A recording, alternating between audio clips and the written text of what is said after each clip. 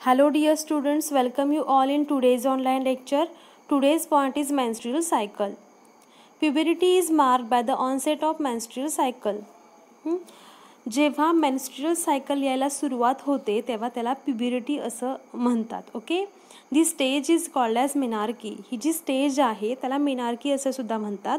आणि ही जी स्टेज आहे ती 10 ते 14 वर्षाच्या मधील वर्षादरम्यान सुरू होते. ओके, म्हणजे मुलींना शक्यतो जेव्हा पिरियड्स यायला सुरुवात होते त्या एजला मेनार्की असं म्हणतात.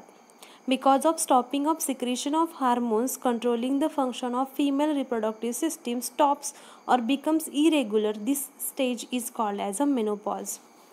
आणि it having age approximately 45 years. बघा दोन इथं वर्ड आहेत. पहिला जो आहे तो आहे मेनार्की आणि दुसरा आहे मेनोपॉज. मेनार्की म्हणजे काय, जेव्हा गर्ल चाइल्डला पिरियड्स यायला स्टार्ट होतात म्हणजेच मेन्स्ट्रुअल सायकल यायला स्टार्ट होते त्या एजला किंवा त्या स्टेजला मेनार्की असं म्हणतात. आता हे एज अगदी 10 वर्षापासून अलीकडे 10 वर्षाच्या मुलींना सुद्धा पिरियड्स यायला सुरुवात होतात. सो 10 ते 14 वर्षापर्यंत मुलींना जनरली पिरियड्स यायला सुरुवात होतात आणि त्या स्टेजला मेनार्की असं म्हणतात. तर जेव्हा हार्मोनल चेंजेसमुळे किंवा आपल्या शरीरामध्ये जे हार्मोन वेगवेगळे सिक्रेट होत असतात त्यांचं सिक्रेशन स्टॉप झाल्यामुळे आपली ह्युमन रिप्रोडक्टिव्ह सिस्टीम स्टॉप होते आणि आपले पिरियड्स इरेग्युलर होऊन थोड्या दिवसांनी ते पूर्णपणे स्टॉप होतात. ती जी स्टेज असते त्याला मेनोपॉज असं म्हणतात. आणि हा मेनोपॉज जनरली 40 to 45 इयर्स एजच्या दरम्यान येत असतो. ओके, हे दोन वर्ड तुम्हाला कळले, मेनोपॉज आणि मेनार्की. नाव नेक्स्ट,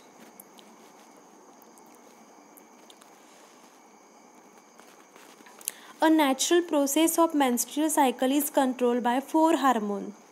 आता मेन्स्ट्रुअल सायकल येते किंवा आपल्याला पिरियड येतो म्हणजे काय होतं तर आपल्या शरीरामध्ये वेगवेगळे हार्मोन्स सिक्रेट होत असतात. तुम्ही आतापर्यंत खूप वेळा शिकला आहात की वेगवेगळे हार्मोन्स आपल्या शरीरामध्ये सिक्रेट होतात.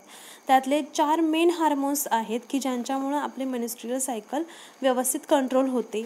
त्यातले हे 4 जे हार्मोन आहेत ते पहिलं आहे follicle stimulating hormone which is known as FSH, then luteinizing hormone which is known as LH, estrogen and progesterone. हे जे 4 हार्मोन आहेत हे 4 हार्मोन आपलं मेन्स्ट्रुअल सायकल कंट्रोल करण्याचं काम करत असतं. ओके, हे हार्मोनची नावं इम्पॉर्टंट आहेत, FSH, LH, त्यानंतर estrogen and progesterone, follicle stimulating hormone, luteinizing hormone, estrogen and progesterone. नाव सी, FSH and LH produced by pituitary gland which is present in our brain. आपला जो ब्रेन आहे, तुमचा जो ब्रेन आहे त्या ब्रेनमध्ये पिट्युटरी ग्लँड नावाची एक ग्लँड असते आणि या ग्लँडमध्ये FSH आणि LH हे जे 2 हार्मोन आहेत ते प्रोड्यूस होत असतात. तर estrogen and progesterone produce by ovaries.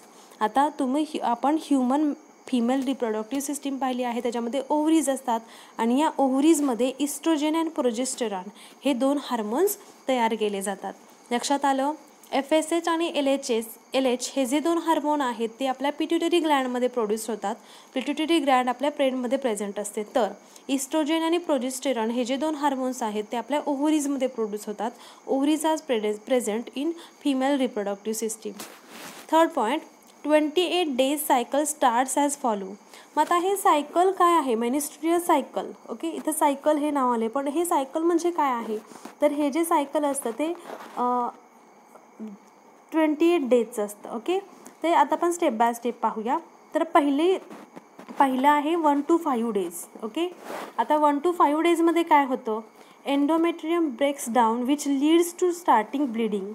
आता तुम्हाला हे समजून घेण्यासाठी एंडोमेट्रियम म्हणजे काय हे पाहावं लागेल. पहा, आपण ह्युमन रिप्रोडक्टिव्ह सिस्टीम ही पाहिली आहे. या ह्युमन रिप्रोडक्टिव्ह सिस्टीममध्ये हे जे युटेरस असतं या युटेरसच्या भोवतीने जेव्हा आपल्या ओव्हरीजमधून एग येतं ओव्हिडक्ट थ्रू या युटेरसमध्ये त्या एग बरोबर जर एखादा एग आणि स्पर्म एकत्र येऊन जर तिथं एखादं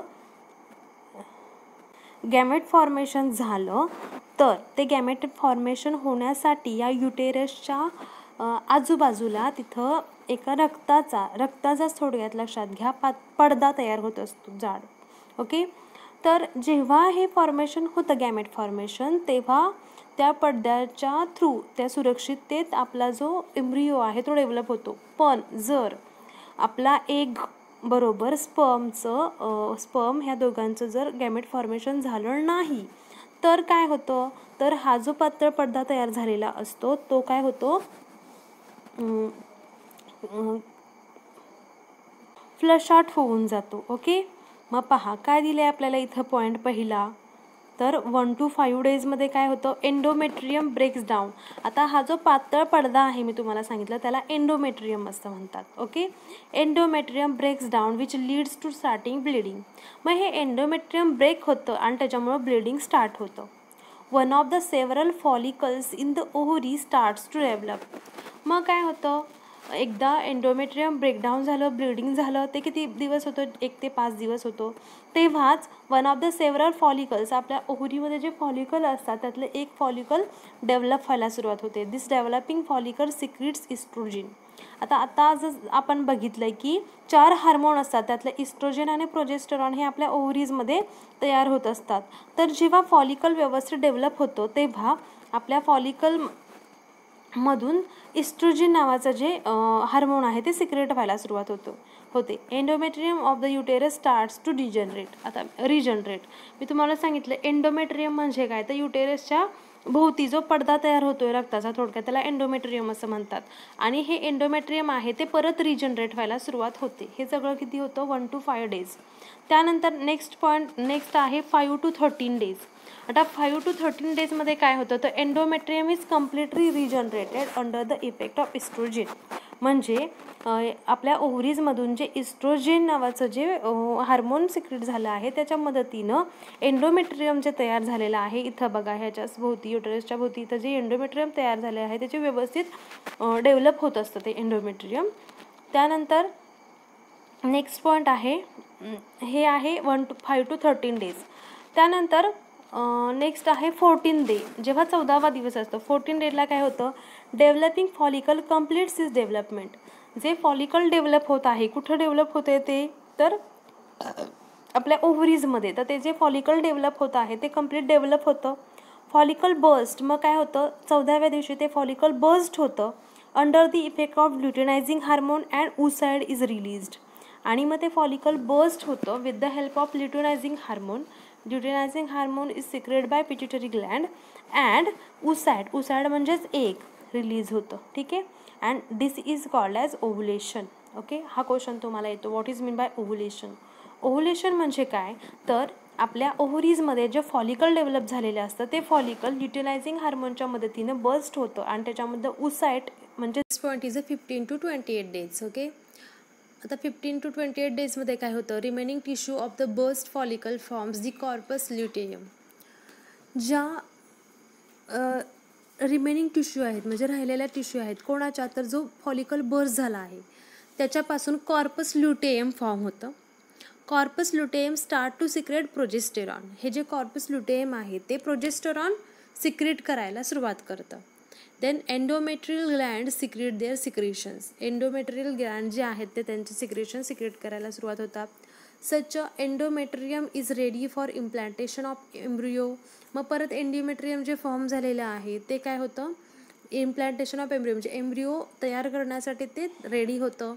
if the oocyte is not fertilized under 24 hours, corpus luteum degenerates to form corpus albicans. काय होतं, ते जे 24 hours आहेत त्या 24 hours जर एग जे आहे ते फर्टिलाइज नाही झालं with the help of sperm, then corpus luteum degenerate to form corpus albicans. Secretion of estrogen and progesterone stops which leads to breaking down of endometrium. मग इथं इस्ट्रोजन आणि प्रोजेस्टेरॉन हे जे हार्मोन्स आहेत ते सिक्रेट होण्याची प्रोसेस स्टॉप होते आणि त्याच्यामुळं एंडोमेट्रियम ब्रेकडाऊन होतं आणि एंडोमेट्रियम ब्रेकडाऊन होतं म्हणजेच न्यू मेनिस्ट्रियल सायकल स्टार्ट होतं. ओके, अशा प्रकारे हा मेनिस्ट्रियल सायकल हा पॉईंट आहे. ठीक आहे, बघा मेनिस्ट्रियल सायकल म्हणजे काय, तर 1 ते 28 या दिवसांमध्ये आपल्याला जे पिरियड्स येतात they are nothing but the menstrual cycle. ही एक सायकल आहे, याच्यामध्ये एंडोमेट्रियम जे आहे ते आपल्या युटेरसच्या साईडला तयार झालेलं असतं.